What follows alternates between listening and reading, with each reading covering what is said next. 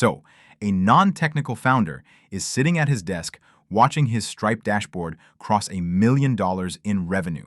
He built his entire app in 10 days using an AI coding agent. The tech press is calling him a genius. He's doing interviews. He's the poster child for the vibe coding movement. And then a security researcher opens a web browser, types in a URL, and realizes this man's entire Firebase database is publicly readable. 600,000 user records, just sitting there, exposed to the open internet. We are talking, of course, about the app Quitter. Now, Quitter was the ultimate AI success story. Solo founder, no engineering team, prompted his way to a fully functional app and started printing money. And look, I'm not going to pretend that isn't impressive on some level. $1 million is $1 million. But here's what actually happened on the back end. My man prompted an AI agent to build his entire infrastructure, took whatever it spit out, and deployed it to production without a single security review. Not a penetration test, not a code audit, not even a buddy reading the config file over his shoulder. The AI left the Firebase security rules completely wide open. Basically, the default setting that says anyone on Earth can read your entire database was just left on. And this wasn't a sophisticated hack. There was no exploit. You didn't need to be a security researcher to find this. You needed a web browser. That's it. And 100,000 of those exposed records belong to miners. The R Vibe Coding subreddit, which is basically ground zero for this entire movement, posted the breach and it hit a 90% upvote rate. Even the advocates, the people who built their entire identity around this workflow, looked at this and went, yeah, this is really bad. And the thing is, this isn't just one guy making a mistake. This is what happens when an entire industry decides that software engineering is just typing.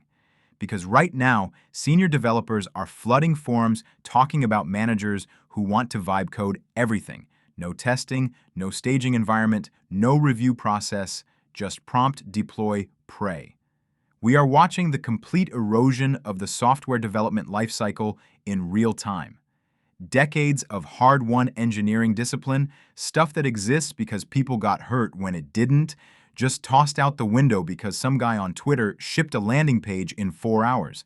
And bro, an AI agent doesn't understand context. It doesn't understand compliance. It doesn't know what SOC2 is. It doesn't care about your user's data because it doesn't care about anything.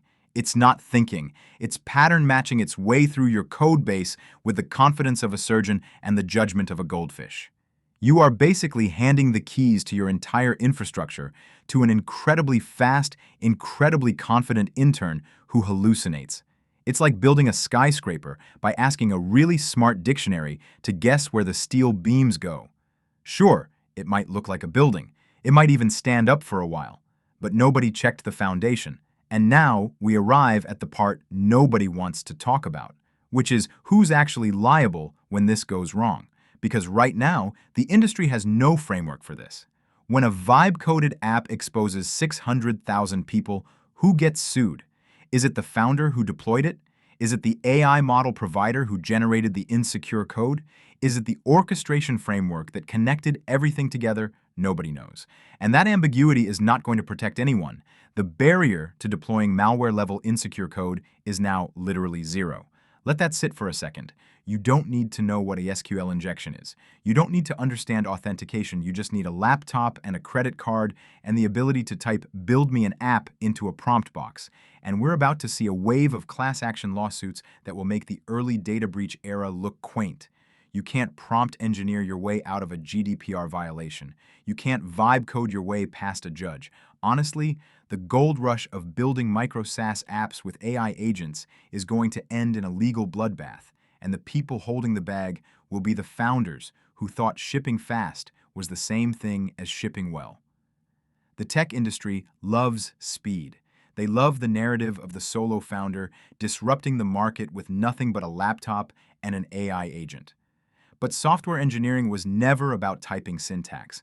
It was about managing complexity, managing risk, managing the 1,000 ways your system can fail and hurt real people. When you abstract away the engineering and just vibe your way to production, you don't get a revolutionary product. You get a ticking time bomb wrapped in a sleek UI, waiting for the first person with a browser to pull the pin. Subscribe so the chaos makes sense. Are you seeing vibe coding destroy your codebase at work? Let me know below. Thanks for watching.